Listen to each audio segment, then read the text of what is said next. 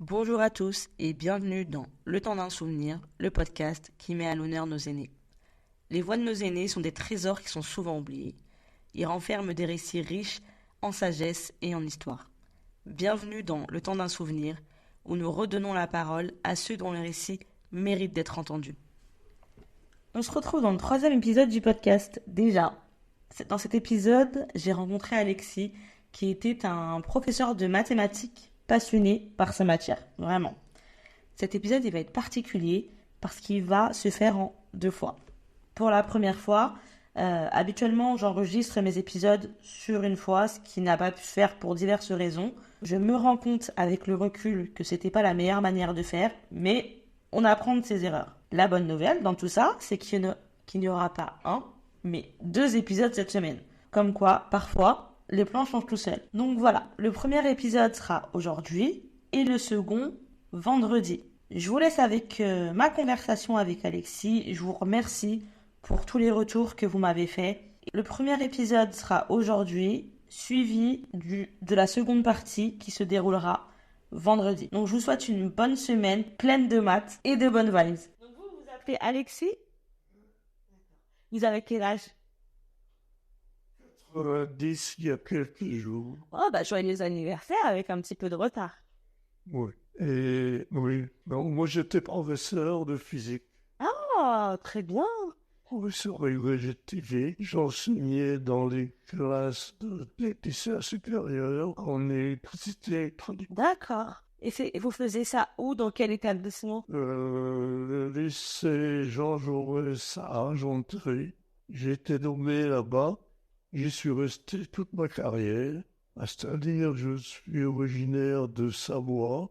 Je suis sorti de l'ENS Cachan et j'ai été nommé là-bas. D'accord. Et comme je me suis marié à Paris, je suis resté. Je vais être prêté là. Et votre métier, vous aimiez votre métier? Oui, bien sûr, Ah, il me plaisait. Je pense que comme chaque métier, il y a ses avantages et ses inconvénients. Je vais pas vous dire, c'est embêtant les élèves. Non, La moyenne d'âge, c'était quoi?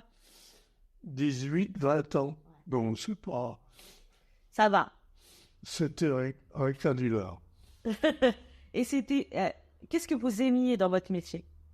Les rapports avec les élèves. Pendant toute ma carrière, je n'ai pratiquement jamais eu de conflit avec les élèves.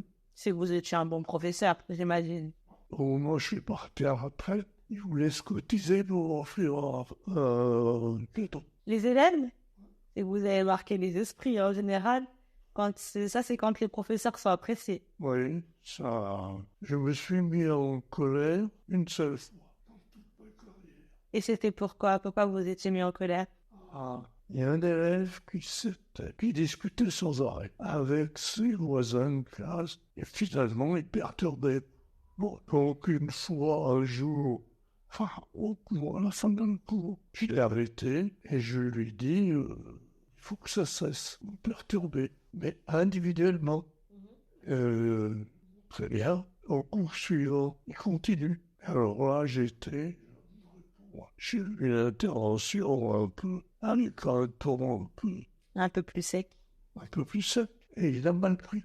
Alors, il me dit, si vous me parlez sur ce ton-là, je me casse. Je dis, cassez-vous.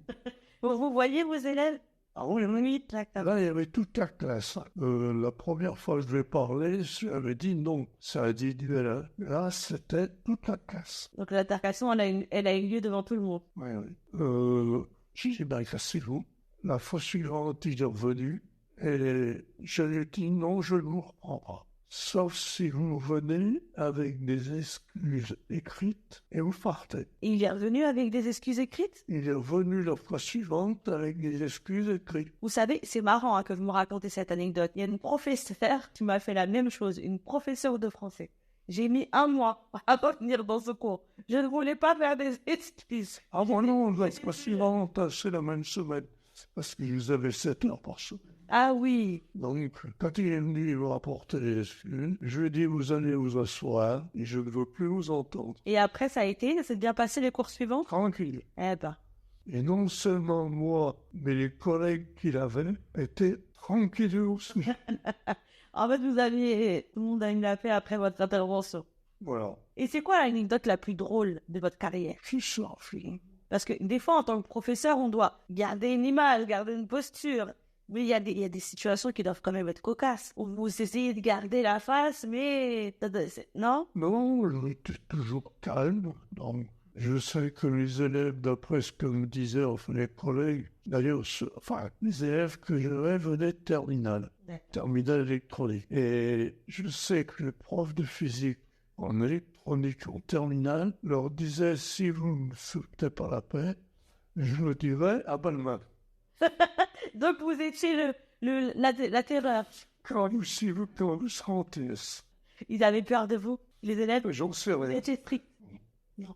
Donc, de réputation seulement. Si je vous ai dit, je vous ai mis en colère une fois. Donc vous arriviez à vous imposer naturellement, sans forcément être quelqu'un qui crie beaucoup. Et qu'est-ce qui vous a poussé à être professeur? Comment vous êtes arrivé à tout ça?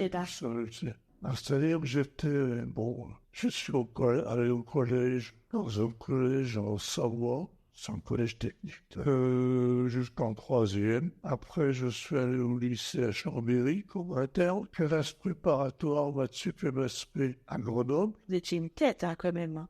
Maths sup, maths spé, c'est pas... J'ai fait une grande école, l'ENS, à Champs. Bravo! Où là, je suis sorti prof, alors de maths en option maths. J'étais nommé à Argenteuil. Après 2 ans de service militaire. Ah oui, à l'époque, le service militaire était obligatoire. C'est vrai. 2 ans de service militaire à l'Algérie. Comment vous l'avez vécu, ce service militaire? Fallait attendre. C'était long? Ouais. J'ai pas tiré un coup de fusil. Vous n'aimiez pas la violence, tout ça, c'était pas... Alors, j'étais dans un service administratif trésorier. Ok, ça va. Je distribuais les cigarettes, parce qu'on a droit à un certain nombre de cigarettes. Ah, c'était rationné. Même les cigarettes étaient rationnées pendant le service militaire. Oui. Alors...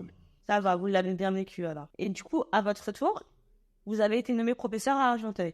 Et qu'est-ce qui... Vous m'avez parlé de ce qui vous plaisait le plus, donc enseigner, le rapport avec les élèves, de la fois où vous êtes un petit peu mis en colère. Et qu'est-ce que vous aimiez le moins dans votre métier? Il y a toujours les aspects positifs dans un métier, les aspects négatifs. Non, finalement. Bon, il y avait des élèves qui n'étaient pas créables, ça. Ouais. Ça, c'est... Et comment on gère... Il n'y avait pas les rapports humains, quoi. C'est vrai. Bon, on ne fallait pas le montrer. Et comment on fait? Parce qu'on a ses préférences, on a ses chouchous. Comment on fait pour rester neutre et ne pas faire montrer ceux qu'on apprécie le plus, ceux qu'on apprécie le moins? Alors, on les engueule pas. Ou du moins, quand on fait, je vous ai raconté. Oui. C'est suffit. Ouais, vous étiez juste. Vous étiez un professeur qui était juste, c'est ça? Juste. Et à aucun moment, vous êtes dit, et si je pouvais changer de métier? Non. Non, c'était votre vocation, c'était... Je suis resté dans mon établissement pendant toute ma carrière. Être professeur, c'était un rêve d'enfant? Qu'est-ce que vous rêviez de faire comme métier quand ça s'est fait.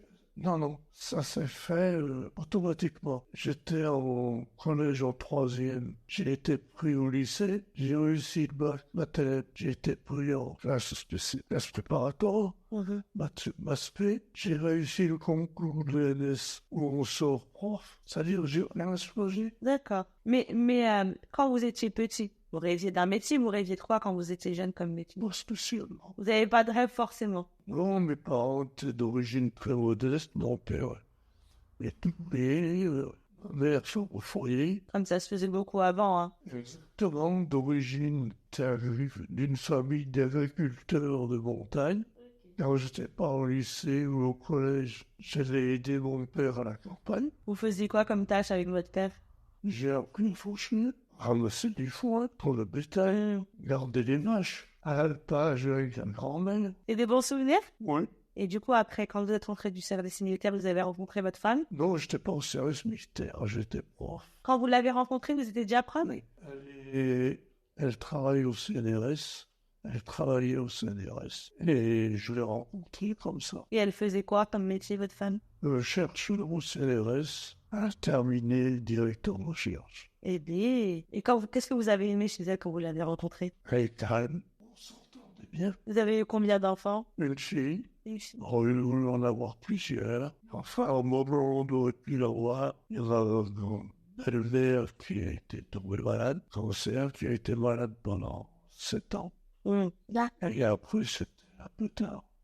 Et votre fille, elle a fait de grandes études. Qu'est-ce qu'elle a fait de sa vie? Oui. Elle a fait un centre d'Orsay.